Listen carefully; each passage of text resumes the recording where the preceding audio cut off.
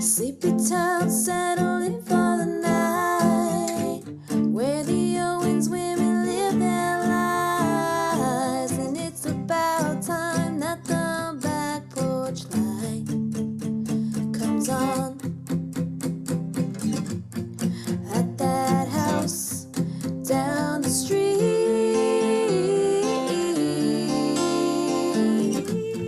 at that house on Magnolia Street. Back to our old stomping grounds. I was talking to myself that entire time. I'm sorry. I had another browser open and I wasn't looking at the screen recording. And I was like, she's awfully quiet. Did I say something wrong? Because I was like, I don't know when I clicked out of it. I was just closing things because I was so fucking furious. I'm so because mad. I was talking about my cats, how they were keeping me up this morning. And I was like, I was about to open my fucking door and be like, bye, you guys are about to be strays again. And you were just like, Aw. crickets. And I was like, where'd she go? And then I went back to the room and it was just me and was like, oh, how long was I talking to myself? I heard the cats part. Okay. And then it was gone. Hey, witch, hey. Hey, witch, hey. Wow. Context. We were trying to get going on Zoomcaster because we heard it's better. Zencaster. Oh. See, I don't fucking know what we're doing. You're just like, here, let's do this. And I'm like, okay. Zencaster, because we heard the quality is better, but we're having technical difficulties this morning, so I think we have to test it out a little more before we jump ship here on Zoom. Yeah. We'll eventually graduate from Zoom to something more professional, but right now it's not all the stuff that we've been using in Zoom, like the screen share and having video, like it's great. Dual recording. It does, it separates those tracks, but like it's just shit. Who knows? We haven't gotten complaints yet, so who cares? I've listened to shows that have been like on the air a while, and it still sounds way worse than we sound.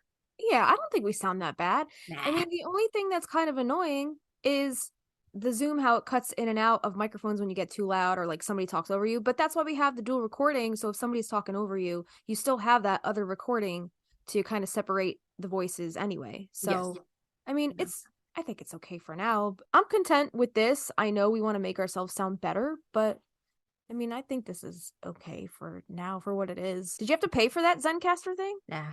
Okay. All right. Because I saw the little pricing tab on the top. I was like, and I was like, oh, she said she signed up for this. I hope she didn't pay for this already. I didn't put any like card information in, so I swear to God, if it starts charging me like fucking Evernote did, I accidentally had like the Evernote thing. And there was another app that was like, you've been charged $60 because you forgot to cancel your trial. Oh my God. All right, let's get these notes. What do we got going today? Bone Tree Day. Songisode number 2. What did she say? It's a big deal to get chosen. Yeah. You guys picked this one, right? The patrons picked this Songisode? They did. Out of, I think there were like 3 or 4. I think this one won by a landslide. Took my love and I took it down. I see what you did there. It took me a minute. I'm having a slow morning. Me too. What is this? I don't know. Something's going on. February lull. I'm over this winter. Every morning, after I'm done showering and I'm like getting ready and putting my clothes on, I'm always like, Alexa, what's the weather today? And then she's like, it's less than you want it to be. Go back to bed. You're just hoping it's a little warmer. Yeah. Never is. So whenever she's like 60 something or 55 degrees and above, it's like, okay, awesome. I could deal with that. It's like sweatshirt weather. It's good. But I mean, like, I know it's not good because we're in February and global warming, like it's not supposed to be this warm. Let me tell you what, 77 down here today, 77 tomorrow. I'm jealous. 81 on Thursday. So jealous, but there's some poor ass polar bear just like drowning out there.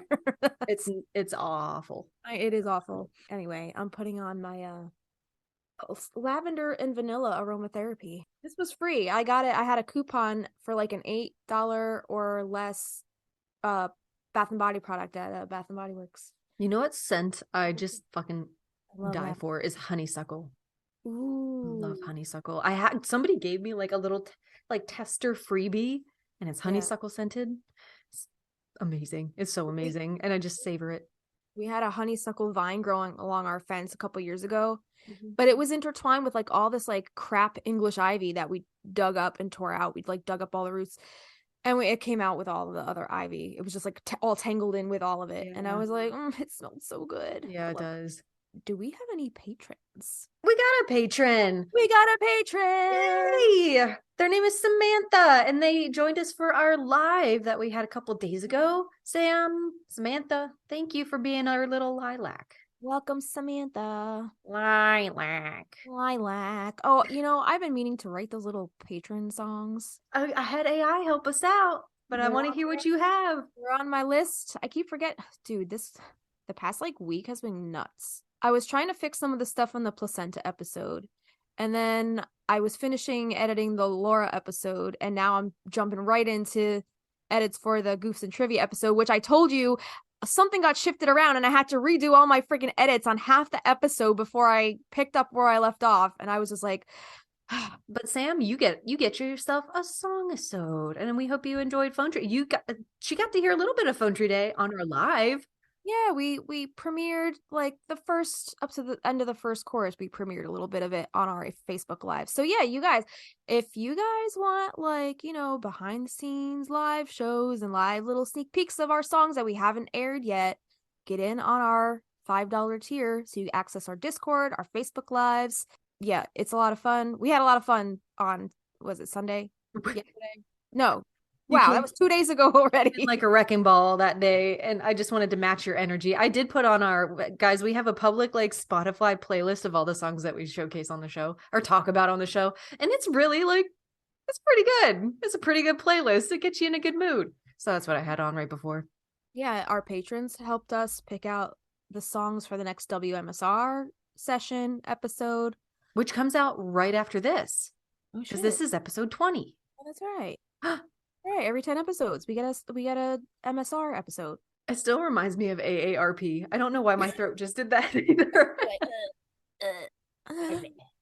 Yeah, so all the songs we mention either in passing on the show, or if the songs have something to actually do with the episode, we take all those songs and put them into one little radio show for you guys. And we talk a little bit more about the songs, a little more in depth. So it's a lot of fun. It's like radio show style, right? The only thing is, it is for Spotify listeners. Apple podcast listeners won't be able to listen to those. You can get a 30-second clip. Spotify's free to download. You can get a 30-second clip, or if you have premium Spotify, you get the whole song. I do have some addendums to our Goofs and Trivia episode, but I think I'll save that for our Lilac episode. Yeah, I don't have it completely ready to go right now. Oh, it's a surprise? Yes. Oh no. Because we talked about a couple things, and I disprove your theory. Oh no! I hate being wrong. I was like, oh, this is great. This disproves her theory. I have to, but I'm not gonna tell you what it is. Oh fuck! I can't believe you. Okay. Did you really put it past me to not like dig into it even further than we already did? I don't know what you're talking about. I don't know what subject. I don't know what goof or trivia. I'm not going to say it. Okay, we'll find out next week. Yeah. I can't let you look into it and then be like, oh, no, I'm going to backpedal on what I said. Fine. All right. So let's go back to the past. Do you have any messages about us talking about this song in particular? Via text. I don't know, but on the Evernote file, I do have a little itty bitty clump that you sent over to me. I like in the notes in the Evernote document, you put like in parentheses, some kind of lockdown situation, adjust whatever to fit. Recorded this with Aaron. Sorry for the whisper. So he must have been sleeping next to you. Yeah, I think he was. So sneaky. So I think, do you want to start at the beginning and we'll circle back around to the bridge? Yeah, sure. Yeah, we'll do that. Okay, so this obviously was inspired by the Phone Tree Day scene, when the women in the verbena shop are talking about Sally having to go, and Jillian's just kind of intrigued, listening, like, and then you see that look on her face, like, I'm about to start some shit. Yeah. Yeah.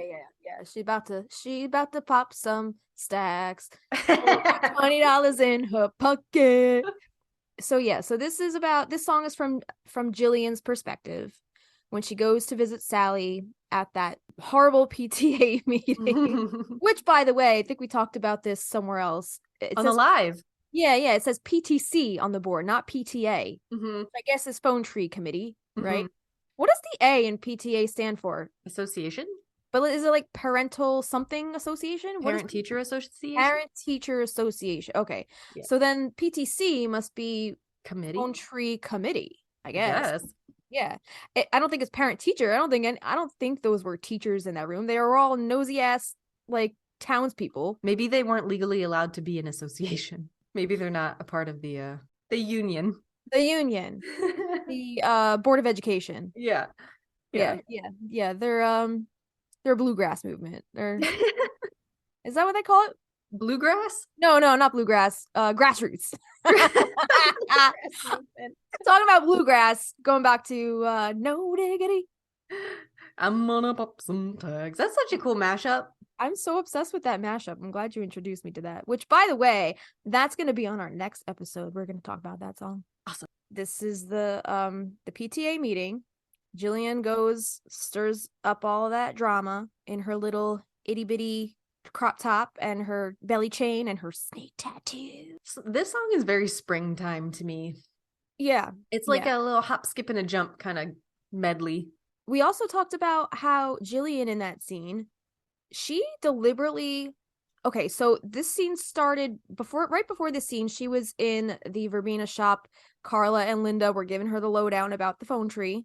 She was like getting this idea in her head, I guess. Something clicked when they told her about what goes down at these meetings and how Sally just wants to be normal. So she must have got something clicked in her head. She actually had to have gone home, gotten changed into this getup that she wore into this phone tree, because she was not wearing that the scene before, which was the same day. This is a special trip. She went home to get changed to put on this suggestive outfit to go rile up these townswomen. Atta girl. Yeah. So this song is kind of from her perspective, and she knows how much this means to Sally, how Sally just wants to be normal and to fit in and to do normal things, as normal as the PTA. Even though Jillian knows that this life is not for her. Jillian's like, I think I even say in somewhere in these lyrics. So in the very first verse. Yeah, I guess let's go verse by verse. Well, I have a question, because in your first two lines, it sounds like this is what the women in the PTA say in the movie. Or yes. PTC say in the movie. However, the next two lines are from Jillian's perspective. So did you intend for the first two and the second two to be like all Jillian talking? No. So so the verse starts off, it goes, do you know about her snake tattoo? Did you hear about the coach she screwed? Well, guess who's back? Girls, hang on to your husbands. Mm-hmm. So those first two lines are obviously from the townspeople's point of view, mm-hmm. right? And then this next two lines is from Jillian's perspective. Well, guess who's back? Girls, hang on to your husbands. So in my mind, I kind of had it like Jillian was kind of like mocking them, like she's saying this out loud to herself, like, did you know about her snake tattoo? Exactly. Did you hear about the coach screw? Well, guess who's back, girls? Yeah, exactly. So I kind of wrote it in more of like a mockery kind of tone. Okay, that's what I was thinking. I was looking at it today. I'm like, that could be her just like, you know. Exactly. Yep. Cool. It's exactly how I wrote it, with that intent in mind. So that whole first verse is very like Jillian kind of recognizing that these townsfolk are talking about her. Like she knows her words are always in their mouths. She knows that. And she kind of uses it to her advantage. Like she doesn't really give a shit, because she knows that this isn't the place for her, but mm-hmm. she's there not for herself. She's there for her sister. Part of me, though, thinks she thrives off of that like main character coming back to town energy. 100%. She loves it. 100%. She knows she's being talked about. And, when she left Magnolia Street back when she was a little younger, she left because she was sick about people talking about her. Mm-hmm. But now she's coming back with this like new little edge and new little, like, I've experienced some shit out in the world. You bitches don't know anything else but Magnolia Street. I have a leg up on you. Like, now I can come back with confidence, knowing that you're talking all this shit about me, but it really doesn't mean anything because there's a bigger world out there. There's so much more out there to experience. Exactly. She uses it to her advantage for sure. And she's like, fucking congratulations to Bonnie Raitt for like, hey, let's give him something to talk about attitude. Right. She's about it. And that is why she went home to change. Yes. She's beautiful. She's beautiful. But those women are not showing any angle. You know what I mean? That's the kind of town they're in. Yeah. Hence why I also think Jillian is a Sagittarius, because she just doesn't give a fuck what they have to say about her. She doesn't care anymore. But you know what? She does when it comes to her nieces. That's the thing about a Sag, okay? A Sag doesn't get their feelings hurt too easily. They let a lot of shit roll off their back, but when it comes to the people they love, watch the fuck out. Yeah. Watch out. But like with the girls, she's like, what if they don't like me? You know, she's very concerned about them loving her, and that's really sweet, because for everybody else she doesn't give a rip about. Exactly. And I guess that's what I love about being a Sag. We don't really let too much outside noise, you know, get into our psyche, but when it comes to the people we love, that's what matters the most. Like, we care about what people that we love, you know, think and feel about who we are. Like, I don't know if we're people pleasers per se, but we do care about the people we love. I have to say that. If there's anything I'm gonna say, I will throw down for. You're like a deep fried jelly donut with like you're a little crusty and hard on the outside, but inside you're all gooey. Sizzling. Yeah. Sizzling. So Jillian, yeah, so she does this because she loves her sister, and she just wants to see her sister be happy. And she goes there ready to throw down, because she's like, oh, these bitches want to mess with my sister. I'm gonna go give them something to talk about. Because she kind of takes, if you notice, she kind of takes the spotlight off Sally. Not because, like, Sally, she wants to be normal, she wants to fit in, but she also, like, she doesn't want to be talked bad about. And I think Jillian goes in there kind of trying to take the focus off of them, kind of like belittling Sally. So she's like, I'll take the heat. I'll take whatever you guys have to throw at me. Just be nice to my sister, you know? Which I love, because in the very beginning, when they're young and Jillian gets hit, like, Sally comes to her rescue, which she does later on. But like, Jillian also comes to Sally's rescue, like, a lot. Yeah. So I thought it was a cute dynamic. And I thought it was a nice way to show her love for her sister, even though, like, she was gone for a lot of her young adult life. Yeah. Oh, so I guess this was her way of repaying Sally to, you know, just show her how much she loves her. Guess who's back? Yeah. Back again. Back again. Jillian's back. Tell a friend. Yeah. Right. So it's guess who's back, girls, hang on to your husbands. And I love that little hip thrust she does in that scene with that very 90s belly chain. Fucking love it. All right, so then the next line, or the next little chunk, this is still the first verse. She goes, you talk about me like it's news, and you really think I can't hear you? If you must know, their wives can't keep track of them. Shit, so, she knows some shit. So she is not denying that other, you know, wives' husbands are lusting after her. She's kind of owning it. She doesn't give a shit. She's like, yeah, you talk about me like it's news. You think I can't hear you? But if you must know, their wives, it's up to the wives to keep track of their husbands, and they're not doing a very good job. It's not my fault. It's up to the mans to, like, be the mans and not do that. But she's saying, you think you have this, like, perfect life? Like, no, bitch. Like, you don't even know what your husband's been up to. Right. So yeah, it's ultimately, it's up to the man to keep his shit in his pants. But, like, it's the wives that are talking all this shit about her, so she's kind of just throwing it back to them, like, bitch, take care of your man. Are you gonna play this for us? Yeah, I'll play. Are we gonna play it in sections and then play the whole thing at I don't remember how we did it on the last one. I think we just did we did section by section. I don't think we played the whole thing, because our patrons on our $8 tier will get the whole song to stream. Right. Okay. Or if you show up to the lives, you get a little live concert. Yeah, so on the next live, we'll play this song in its entirety. Where's my tuna? The sound Oh my God. The sound that the classroom door makes when it closes behind her triggers me for some reason. What? I don't know why. I can hear it, that like, I don't, it's not it. Like it like shuts, but it has like a reverberation and I don't know what it is, but that classroom is triggering. What notes do you use in this song? Let's see.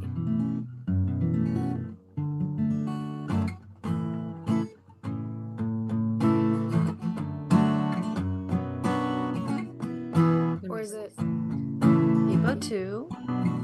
Yeah, okay, so it's Capo 2. It's in G, A minor, C, D. Beautiful. Okay. It pretty much loops those chords, and then the pre-chorus is different, and then like the bridge is different, I think. Can you hear this? All right, so yeah.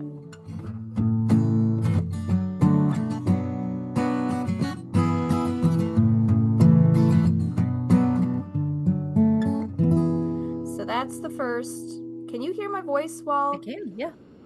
All right, so then the first verse goes like this. Do you know about a snake tattoo? Did you hear about the coochie screw? Well, guess who's back, girls? Hang on to your husbands. You talk about me like it's news, and you really think I can't hear you? If you must know their wives can't keep track of them. So then this goes to the pre-chorus. All right, so now it changes to an A minor, and then it goes to C, G, D, and it does that twice. So in this part, you can still hear my voice okay? Mm-hmm. All right. So in this part, it says, but me, after she says their wives can't keep track of them, that's the last line of the verse. She says, but me, I'm like the breeze, never in one place for too long. But she, referring to Sally, wants to belong here, so I'm here to help her move things along. I love it. Okay. This also kind of like after that little bit, it reminds me of like a Hootie and the Blowfish kind of style. I love it. 90s, baby, right? So 90s. 90s had the best songwriting. Yeah. I feel like. Yeah. So that pre-chorus sounds like this. But me, I'm like the breeze, never in one place for too long. But she wants to belong here, so I'm here to help her move things along. But that goes back to the G, okay? But this first chorus, this is going into the chorus now. It starts off right with the hook, phone tree day, right?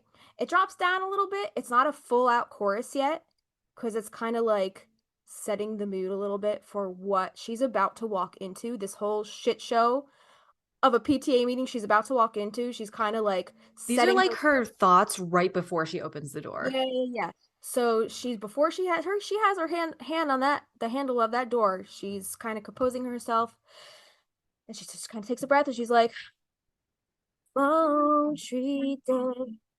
Well, it's looking like it's pretty lame. I sure as hell wasn't cut out for hanging with the PTA. Couldn't go with the he said, she said, cause it's rotting my brain. I'm just here to see my sister at phone tree day. So now she's about to walk into that room, right? She walks into that room. So this next line. So this next verse is more about that mockery tone, kind of like reiterating more bullshit that these townswomen are saying. And this isn't in the movie, these lines, but it's just like kind of more of that stuff that, I would envision that they would be saying, right? Have you seen inside their haunted house? You can see right through her see-through blouse. And then she kind of claps back at them again. Well, guess who's got a knack for killing husbands? Right? And then again, more gossip. Did you see both of their palms have scars? And I heard they make placenta bars at that one shop where she sells all of those potions, kind of pointing to Sally. Mm-hmm. Yeah. So that part sounds like this. Have you seen inside the haunted house? You can see right through a blast. Well, guess who's got a knack for killing husbands? Did you see both of their palms have scars? And I heard they make placenta bars. At that one shop where she sells all of those potions. So now here's another pre-chorus. Again, goes back to the A minor. So now Jillian is referring back to Sally. She says, she handles with ease all of those rumors and running mouths, but me, I never belonged here, so I don't mind giving them something to talk about. Hell yeah. Right? It's like she knows this isn't her place, so if she can get, again, like we said before, if she can get the attention put on her, the negative attention put on her, as opposed to on her sister, she'll do anything she can to get the heat off of Sally and get it onto her, because she's like, I'm leaving again soon anyway. I don't care what they have to say about me. I don't have to deal with this, but just leave my sister alone, you know? Yeah, I don't think she ever planned on staying, but she, at the end of the movie, she's still there, so. Right, but then also at the end of the movie, they're accepted. True. You know? I feel like it would be too boring for her there. Oh, 100%. Yeah. I can almost guarantee that even though Jillian has a home here now and now they're accepted, I can almost guarantee that she would be on a plane in a heartbeat to go anywhere. I think to stay close, maybe she'd be like a New Yorker. Like, she needs that hustle and bustle. She needs something to keep her interest. Yeah. And like, I just think she's just got that free spirit. She's got wanderlust. She wants to see the world. She wants to experience different things, different scenarios. I just think that's who she is. She just likes to, she's a free spirit. Again, like she says, I'm like the wind. Never in one place for too long. You called her a fart in the wind before. She's a fart in the wind, right? It happens and then she's out. Like, gone. She dissipates into the air. And that goes back to like what you were saying about the Bonnie Raitt giving them something to talk about. Mm-hmm. Yeah. I think you put that in one of the notes that you had. Oh, you put that toward the end of the bridge you sent over. So I think I popped that over to the end of the second pre-chorus. Oh, okay. Yeah. How about that? I helped with this one. So could you play the pre-chorus? Yeah. That we just talked about into the chorus? Okay. So here is the second pre-chorus. She handles with ease all of those rumors and running mouths, but me, I never belong here, so I don't mind giving them something to talk about.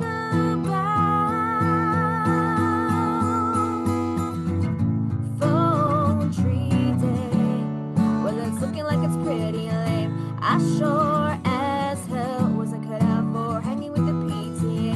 Cut it out with the he said, she said, cause it's rotting my brain. I'm just here to see my sister at Phone Tree Day. And now this goes right into the bridge, okay? So we want to circle back and talk about what you sent me over, Kristina. You started off with, no way you want this kind of normal. Same hair, same clothes, same disdain on their mouths. With all that magic in you, Sal, there's no way of hiding ourselves. Might as well have some fun, make them cringe, and give them something to talk about. You said it needs a line and a finisher. So I took that line, give them something to talk about, pop that in at the end of the second pre-chorus, and then I used your very first line, no way you want this kind of normal. Or no, you said, no way you want this kind of normal. And I kind of flipped it because Sally does want that kind of normal. Jillian does not. So I put it in kind of her words. There's no way I want this kind of normal. And then she refers to her sister. She says, but it means the world to her. And then you said, with all that magic in you, Sal. So I kind of like reworded it a little bit to fit with the structure. I put, and if only she could see she has the power to be so alive. And it also goes back to who was it? Antonia or Kylie in that one scene when they're leaving her shop, and like I think Antonia goes, she's got all the power and she doesn't even know how to use it. She doesn't even use it. She doesn't even know how to use it. So I'm kind of like going back to that, and Jillian kind of reiterating that if only she could see she has the power to be so alive. Mm-hmm. Like Sally, when Michael died, I kind of feel like Sally a part of her, well, obviously a part of her died with him, but she's also acting like she's the dead one too. Mm-hmm. You know, just like through life existing. Yeah, she's alive, but she's not really thriving, right? Mm-hmm. Like, so I kind of like came at it from that perspective, and Jillian kind of like seeing that and noticing that and acknowledging that and wanting to point that out. She just loves her sister so much, and she just wants to see her alive and using her magic the way she was intended to, and not to hide it away. And like Jillian has even said in the movie, like, if I only had 1 ounce of your magic, Sal. Yeah. Like the things that she would do, you know? Yeah. Whether those are moral things or not, we don't know. Exactly. And like the aunts say, well, we know Jillian has her own kind of magic, right? And that's... Which makes me think, like, would Jillian rather be able to do what Sally does instead of what she's, naturally attuned to? You know what I mean? Right. Well, it's like that kind of like the grass is greener on the other side kind of deal. I'm sure Sally kind of feels the same way looking at her sister. Like the aunt said, we had to use molasses to get your legs to open up. Like she's at the complete opposite end of this. Yeah. It's just they have a very, very fun dynamic. I think the both of them, they're salt and pepper. They're peanut butter and jelly. They're the lime and the coconut. The lime and the coconut. Okay, so the bridge goes like this. All right. There is no way I want this kind of normal, but it means the world to her, and only if she could see she has the power to be so alive.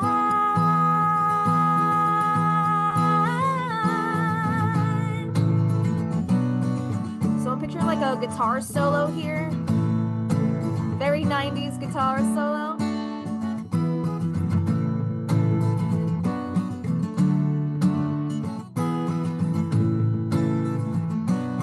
And it goes right into the chorus again.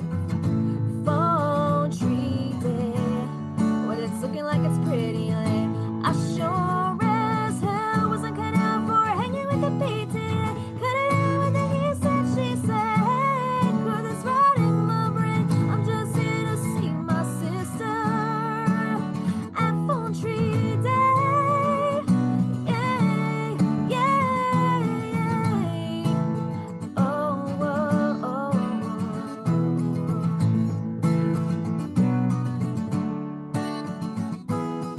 I'm just here to see my sister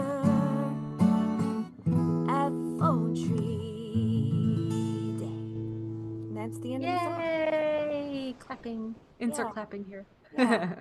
Yeah, so I kind of used that walk down again. Like, I know we talked about the walk down a little bit. This is such a, like, small scene. Like, it's pretty short. Yeah. They don't show the school ever again, but it's so important 100%. to solidify, like, Jillian's owning her sexuality and Her coming back and, like, showing her sister, like, bitch, they're always going to be talking. Mm-hmm. Always. And it's okay. Like, what's the worst that's going to happen in this classroom? Nothing. Right. Right. Well, all that's missing now is me naked without my homework. Right.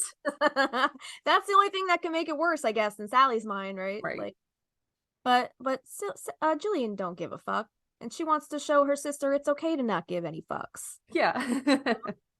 And it's just a fun scene. It's like just clapping back at all those townspeople's, all their rumors and harsh words and all the things that they All talk their about. running mouths, man. All their running mouths. I don't exactly. think there has ever, ever, ever been a song written about a phone tree. I don't think so. And I should also be don't again. think there's ever, ever, ever been a song with the word placenta in it. I know. God damn. Yeah. I wanted to play this one at my show the other night, or not the other night, last month. But I was like, ugh, it's not really my crowd. They're not listening to my stories about the songs. They're going to hear Mhm. placenta and just be like, what the fuck is she saying? Bye. Placenta? Little Santa. I was like, oh, I'll just keep that one in my back pocket for now. It's fine. The last chorus, I think on the version, maybe the original version that, like, you sent over, like, you belt it. Like, I think you really go for it. But this time, like, it sounded like you were, like, falsettoing a little bit just for the sake of the speaker or the sake of the mic. Well, yeah, the microphone and like my voice is not really warmed up right now. But I wanted to say, like, when you did your show and you did another song of ours called Devil of the Desert, I think you did that one. Yeah. And you hit that like last people were like audibly like, what? Like all for it, because you are killing the vocals in these songs. Thank you. Yeah. When I play live, I really like I use my diaphragm. You use that gut. I use that gut. I'm a loud freaking mouth. And people don't expect it because I'm 4'11", as we've discussed already. It always comes back to my height, but I got a loud mouth. What can I say? Yeah, I hardly added anything to this. You were like, maybe a bridge, but I think you were just too busy working on other stuff. You were like, I'm going to put this to the side. Maybe if she has an idea, she'll throw it in. But like, yeah. I could have left it alone and you would have been fine. I think I did wait a little bit on the bridge. I didn't write the bridge right away. Because I think initially I wanted to have like a little bit in the song where they were talking like through a phone or something like that. Oh, cute. Yeah, and like when we do actual production, like that answering machine sound, like phone sound. Yeah, I don't remember what I wanted them to talk about. I don't remember where I was going with that. I was kind of trying to just like let it sit and marinate for a little bit, because like as we talked about with Auntie Laura, we just have to kind of let things sit a little bit, let ideas come to you. Right. And for this one, like I had that idea, but it just wasn't fleshing itself out. But I wanted to kind of like wrap things. I really like using the bridge of a song to kind of encapsulate the whole. The bridge, it like sums up the whole song as a whole. Right. Yeah, you did that in 5 lines. Yeah, and that's the whole. That's the beauty of a bridge, like to just encapsulate the whole concept of a song and just kind of wrap it up, so you can get on with the last chorus and then finish the song. So I like to think of the song like when you tear apart the structure, the chorus, the hook, it kind of it's the basis of the song. It's like it kind of tells you where what your goal is or what the whole concept is. I'm explaining this in a really shitty way. You're fine. But the verses are the little puzzle pieces and parts. They're the different chapters of the story that kind of piece it all together and give you the context, right? So in that first verse, it's kind of setting the stage. It's like, all right, these bitches are gossiping. All right, this is a girl who doesn't care what they're talking about. And then the pre-choruses kind of reiterate and set you up for that main message, which is ultimately the chorus. You heard the song by Blues Traveler called Hook? Yeah. I love that song. I love those lyrics because he's basically saying like, I haven't said anything yet. Like, I want to look up the lyric real quick. Blues.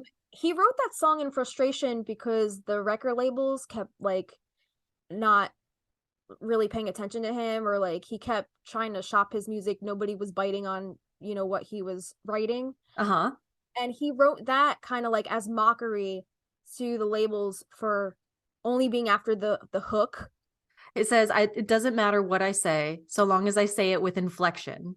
That makes you feel I'll convey something inner truth or vast reflection. But I've said nothing so far, and I can keep it up for as long as it takes. And it don't matter who you are. If I'm doing my job, it's your resolve that breaks. I got to meet John Popper, by the way. Did you really? And so a friend of mine knows the guitarist for Sugar Ray.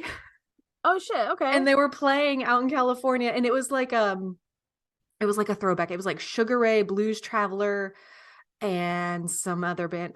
Walking on the Sun. Who did that song? Oh, might as well be Smash walking. Mouth? Smash Mouth. Oh my god. God. So we got to hang out with like the bands in the fucking parking lot, like near their vans and stuff like that. Their vans, their buses. And I was like, I want to meet John Popper because he's such an amazing blues harp, mouth harp. Yeah. And like, not mouth harp, that's a different instrument. That's like the oh, okay. But I got to light his cigarette and we got to talk. And like he was talking about how to shoot the moon down, like aliens and stuff. I was like, oh, John. Classic John. You legit hung out with him. Yeah. And then we went, it was really funny. We got to go. So Sugar Ray, whatever his name is. Mark McGrath. did not want to like do the nightlife. He did not want to like hang out. He was going in his bus with his family and going to bed. Aw. Smash Mouth guy, we went on his bus and he was just watching. He was watching Wolf of Wall Street, which the friend I was with was an extra in. And I was like, this is a fucking small world. They were just hanging out. I was like, that feels so weird. Everybody in Hollywood and like the music world, they're all connected. It's like a high school all over again. She's from Pennsylvania. She's like 2 hours from me. All right, you want it, girl. But anyway, she was part of the movie, and it was just funny that movie was on while we were there. That's amazing. I don't have a John Popper connection, but I also have a friend. I have a friend who used to be a dancer for the New York Knicks. A romancer. I'm a Capricorn, you a Cancer. My friend Kristen, who worked on the cruise ship and married a Croatian guy. Okay. All right. So my friend Kristen, she's basically Jillian. Like she cannot stay in one place. I call Kristen a fart in the wind all the time.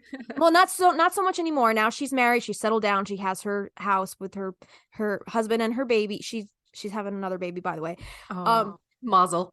She's got a family now, and I was like, I would have never saw this girl settling down ever, because that's how much, like, since high school she's just always been on the go. She's lived in Massachusetts, in like the Boston area. She's lived in Seattle. She's the one who we went up to Seattle to get all of her crap in storage and drove down the Pacific coast to LA. She's the one who did all that whole little stint with me, lived in my house with me and my brother and our roommates. She was there for like a week, right? She was supposed to live there with us, like, for a while. She's gone. She got a phone call probably within the same week we moved down there, okay? For Carnival Cruise. Oh my God. And she was out. She was out. What the hell is she doing for Carnival Cruise? She was dancing. She got a dancing gig on the ship. Oh my God. She was a cruise ship performer for like 8 to 10 years. Wow. Yeah. Amazing. Yeah. She met her husband on the cruise. Well, he was a bartender on the cruise ship. He was a Capricorn. She was a Cancer. She was a Capricorn. She is actually a Libra. Oh, okay. I don't remember what he is. No, I think he's a Sagittarius. I think our birthdays are in the same month. There you go. Yeah. So that makes sense for him. But it also kind of makes sense for her, like Libra, like, you know, can never make a decision, just like, I want to live here. No, I want to live here. Like, you know, so I guess they just work out. But I've always looked at Kristen as like, she had like that Jillian spirit. Yeah. But funny story, going back to John Popper, she did a stint out in, I think her dance troupe went to, where did they go? Afghanistan or something.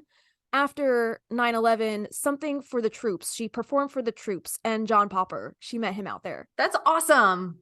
That Right? is so freaking sweet. I bet she met a ton of stars, A-listers. Oh yeah, and her dance troupe, she wasn't on Sex and the City, but her dance troupe was. What? Yeah. So I don't know if What they like kind of dancing? You never saw like the New York Knicks, like basketball halftime dancing? Oh, okay. Like cheerleading dancing. Gotcha. High Yeah. kicks and Yeah. splits. Like they do like the little dance routines in between, I guess.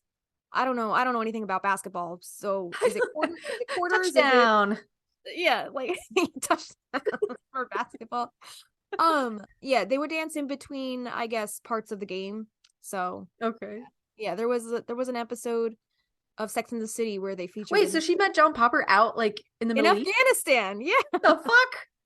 we'll have to have her on the show. Wow. Because I don't know. I would love to. I want to meet her. Yeah. Oh, Kristen. Yeah, she's Sounds good. amazing. She's seen everywhere, everything, everywhere, all the time, all at once. Dude, travel is in my soul. It's just not in my wallet. Yeah, And if it was, I would be like Jillian. I mean, I tried for a while. I was like, hell yeah, I'm getting out of Pennsylvania. Fuck yeah, I'm going to California. And it was like the military moving around. I was like, this is great. We're gonna move every like 3-4 years. Yeah. Perfect. You know? And I I think that lifestyle. yeah, I think I would have been all right with it. The thing was, like, that was before I realized, like, we talked about this in like one of the first episodes. Like, I love so strongly, and like meeting like military wives and trying to fit in, like saying goodbye to people is not my thing. Like, I have to be the one that leaves, I think. You know what I mean? Right. I don't know if you ever felt like that. You have to be the Jillian Yeah. in this Yeah. situation. I gotta leave first. Yeah, I don't like leaving either. I remember when I went out to LA. Okay, did I ever tell you this story? How mine and Avi's relationship started? Mm-mm. We started a relationship as I was. Well, no, we had started the relationship already. We had only been dating for maybe a month, and then my brother, I get a phone call. I had just lost my job, a desk job that I had for like 3 years, because the economy went to shit. So they were laying everybody off. I was just a receptionist, so they were like, "Yeah, we don't need you anymore." What year was this? 2008. Okay. Fall, autumn 2008. So me and Avi started talking like autumn 2008, and by the time New Year's rolled around, 2009, we had started officially like dating, and we had only been together for a month. And then my brother, I was jobless at this time. My brother calls me, and he's like, he just graduated college in Savannah, Georgia, and he was like, I'm going out to LA. He's been saying this since he was like 5. Okay. He always wanted to move out to California since he was like 5. I don't know what it is, but that was his like life goal. And he's like living his dream right now. I'm so happy for him. That's awesome. Crazy to see that. Right. So he called me. He was like, yeah, I'm going out to, we're driving out to LA. Do you want to come? He was like, I found us a house. Like he did all the work. He was like, I found us a house. Just if you want to come out, you have a room, just let me know. It's there. And then he like kind of put the bug in my ear. He's like, you're never going to get, when are you ever going to get to do this again? What did you do when you were out there did you work at all? No, I did not. I wouldn't have either. No. I was like, I lost my job. I'm taking this time right now for me. And I just want to clear my head and see if I even like it out there. And I brought my guitar out there, and that's what I did out there. I pursued music out there. Awesome. I was playing open mics. I was, playing showcases. I played a major label showcase. That's where I met Ron Jeremy. But you still haven't posted that picture. Oh, okay, I'll post it. I'll post it for you guys after this episode. For this episode, I'll post it for you guys on the Patreon. Perfect. Patreon. So yeah, I did a lot of music out there. I didn't really write many songs out there. I wrote one song out there called Jersey Girls, which was like a little ditty about me actually not liking LA. Oh, plot twist. I did not like LA. It was a song about how Jersey girls should not live in LA. Okay. So do you remember it? Can we put that on Patreon? Do you want me to play it right now? No. We can hang up and you can start playing it and we'll just pop it right on Patreon. All right. Yeah. If you guys want to hear my song Jersey Girls, we'll put that up on the Patreon. Okay. But yeah, it was basically a song about how like I was comparing LA to New Jersey and New York, and how like all the things that I did back at home just did not exist out in LA, and I was just feeling homesick so hard. No. And yeah, mind you, me and Avi had just started our relationship, and my brother gave me that call, and I call Avi and I'm like, so I'll be back. I think I'm gonna move to LA, and he was completely cool about it. He was like, wow, because he knew I was pursuing music pretty hard at that time. So he was like, dude, just go pursue your dreams. I don't want to be the reason why anything does not work out for you. He's so sweet. And then I think in that moment, that was like when I was like, I'm gonna marry you. I think I'm gonna marry you. Because like, that saying, like, if you set something free and it's truly yours, it'll come back to you. Like, he completely had faith in that sentiment. He was like, snagged you. Just go, do what you need to do. And I did. I went out there, and he visited me like twice, and I came home to visit him once. And luckily, my aunt worked for Continental or United Airlines or something. She was able to get us like standby flights for really cheap. Nice. So that's how we were able to fly back and forth so frequently. But like, we were like, this is not sustainable. If we want to do this long term, like, one of us has to make a decision. When you moved back, did you move back in with your parents? Yeah. Yeah. I lived with my parents until we got married. Okay. So yeah. I'm old school traditional Italian girl. Okay. Dude, I am too. I lived with my parents until I got married too. I did spend 6 months in Ohio. Okay. But that's a different topic. Okay. I wanted to ask, to get back on the subject of this song. Yeah. Was there, I'm looking at there's a Practical Magic concept album inspiration playlist on Spotify. Were any of these songs in your mind when you wrote this? Like, what were you hearing besides like were you hearing anything besides the general like 90s aesthetic of this song? Maybe a little bit of country. I'm trying to think who I was channeling when I was writing this song. Maybe a little Sheryl Crow, maybe a little Who is like 60? Sheryl Crow's like 60. Oh, she looks great. She's amazing. Right? Yeah, she's beautiful. Did you know she was a background singer for Michael Jackson? No. Yeah. What? Yeah. And there were actually rumors of them having like a romantic thing because she was such like a hot commodity on his tour. Oh my goodness. If you can find a documentary on her, maybe like a behind the music or something like VH1, it's probably floating around YouTube. Watch her documentary. It's fascinating how she just like rose to superstardom. Good for her. God damn. Yeah. Well, the reason I ask is because like one of the songs on here is like X's and O's by Elle King, which kind of still has like the same like beat. I have that on the Phone Tree list. No, it's under Practical Magic Concept Inspo. Do you have? I don't have those individual playlists. Okay. Let me look at the individual playlists for that song. Yeah, I don't have anything on here. Okay, no, that's all right. I was just interested. I think I was trying to channel like, I don't know, like anything that you would typically hear on like Gilmore Girls. Okay. I definitely get, like I said, like Hootie or Bare Naked Ladies have a lot of the at least the chorus feel. Okay. I also really love Liz Phair.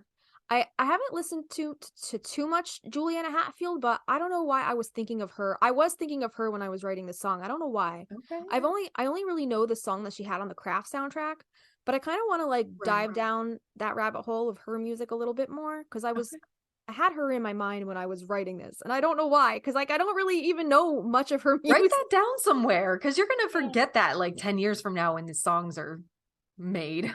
Yeah, well, we have it recorded now, so that's true. Oh my god, we have a podcast. We have a podcast. Wait, Kristina, you didn't know we had a podcast? What have we been doing this whole time? I thought we were just zooming. You didn't know we were recording right now?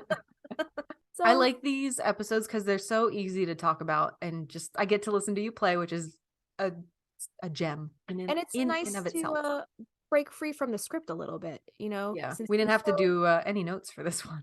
It's so because you know we're so research oriented and referring to the books. The songisodes are a nice way to just kick back, chill, play some music, talk about the stories that inspire the music. Totally. And yeah, it's just a lot of fun. And like I hope these episodes end up resonating with somebody, because I know like these haven't been our most popular episodes. Like our first songisode didn't really get that many streams, like in correlation with all the other more thematic focused episodes we have. So maybe that's why. But we want the songs out there. Who gives a shit? Yeah, exactly. It's like we're casting our little line out there, and hopefully some little guppies bite the line. We'll see how it works. But yeah, if you guys want more songisodes, if you guys want to know more or hear more, join our Facebook Lives, Patreon $5 tier, and you'll get an up close and personal front seat row spot, and talk to us a little bit more one-on-one on our lives about these songs. As of right now, we haven't decided a date for our March live, but just keep an eye out on Instagram. We post it on there if you so choose to join us. Yeah, they're usually toward the end of the month, right? We've been doing them. Yeah. Mm-hmm. All right. We're good here. Are we good here? We're good here. Oh man, I don't think we introduced ourselves, but who gives a shit at the end? At this point, if somebody's starting with this episode, we applaud you. Thank you. Yeah. Yeah. All right. So if you guys have thoughts about the Phone Tree Day scene, we'd love to hear your thoughts about Phone Tree Day. Is it your favorite scene? Is it your least favorite scene? Do you think Jillian is kind of going out of her mind showing up to that classroom in that getup? Right. Do you think she was a little overboard? Do you think it was called for? Yeah. Would you have done that? Yeah, because like keep in mind, she had to go home and get changed and then go to the school wearing that. Right. All right, man. Where are we at? Can they find this? We're on Instagram over Magnolia Street Podcast over there. Yes, we are on Patreon if you guys want to support us and the songs that we're hoping to record one day. That's the whole point of this like we started this podcast because we wanted to get these songs out there.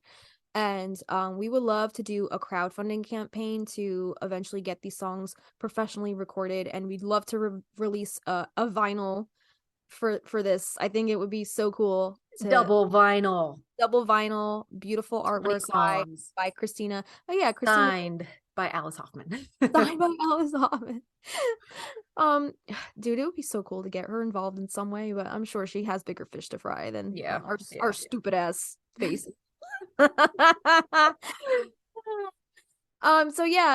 Support us on Patreon, patreon.com/Magnolia Street Podcast. We have tiers ranging from $1 to $15. I just want to say, like, that there's no pressure to do so, but my God, the people who are over there are just so freaking sweet. I don't know if it's going to get cut out, but early in the show, where I'm just watching our Discord and like our patrons talking over there on the Discord are just so nice to each other, and they like really support each other, and it's really nice to see. It's adorable. It's really sweet. And we do appreciate the support, the funds that we are gathering. We haven't decided yet, but they are still in like our little bank. A little nest egg. A nest egg, right. And I think Justina and I would really like to meet up with each other one day and possibly bring you a show, some kind of live show, perhaps maybe Salem, maybe Coopville. We don't know yet, but that's the goal. That's what we're trying to maybe accomplish here with patrons help. Yeah. I'm just like, can we just like get millions of listeners already so we can go on tour? Because I don't know how much longer I can. She can't sit still. She's like, I can't. I need to play music for people. Like I'm just sitting home playing music for Kristina and like you guys that are listening, but I'd rather play them for you in person so I can meet all your beautiful faces. Justina gets jazzed up with the energy of the audience. It was really cool to see, like, there's two or three videos over on the Patreon of you performing these live at that show. Yeah. And like, you're like, I knew those people were fucking talking over me. So you know what? I just sang louder. Cause like, you know, that's what you got to do. You're a performer. You got to adjust. You own it. Adapt to the environment that you're in, and those people weren't giving me the respect I felt like I deserved. So yeah, I upped the ante a little bit. All right, man. Sorry, I'm trying to I think you need a coffee. I'm trying to hold it down. I just had some tea. What else we got? Anything else? We have a Gmail. Magnolia Street Podcast @gmail.com. You can find us on Spotify. You can find us on Goodreads. We're on TikTok. Google it. Do your own research. Sorry. We're off for the rest of the day. Yeah. What was I gonna say? Listen to the very next episode. It's gonna be a lot of fun. It's gonna be our WMSR episode session 2, radio show style. We get to live the video jockey disc jockey dreams that I don't know. Did you ever pretend to do that as a kid? Oh yeah, absolutely. Yeah. Dude, I'm pretty sure me and my brother have cassette tapes like stocked away of us just like doing our own radio shows. Just talking. I used to pretend to like get interviewed when I was in the bathroom, like on the toilet. I would just like on like a David Letterman, you know, kind of. Like not anything like a radio show, but whatever. On the toilet. That seems very on brand for you. So yeah, we get to live our disc jockey dreams through doing these shows, and they're affiliated with Spotify. So yeah, definitely make sure you have a Spotify account if you want to hear that episode. Some of the songs we might be talking about, we got songs from like Aretha Franklin. We got songs from Dolly, Cranberries, The Darkness, and more. Like I think we have about 11 songs we're going to do that next episode. All right. And they're mostly the songs that we talked about on past episodes, and we polled our Patreon patrons on the live this past weekend, and they kind of guided us how many or what songs of these they wanted to hear on the next MSR episode. Yeah. So if you want to help decide what songs is going to be on the next one, join our Facebook lives and weigh in on the discussion. That's all I got. Join it, losers. Join it, losers. All right, be there or be square. It's your choice. All right, man. I'm Kristina. I'm Justina. And we'll see you next time. Sorry. And we'll see you next time. I'm gonna leave that. I'm not gonna separate it. Just leave it. It's fine. At that house down the street. At that house on Magnolia Street. Would you go down to Magnolia Street with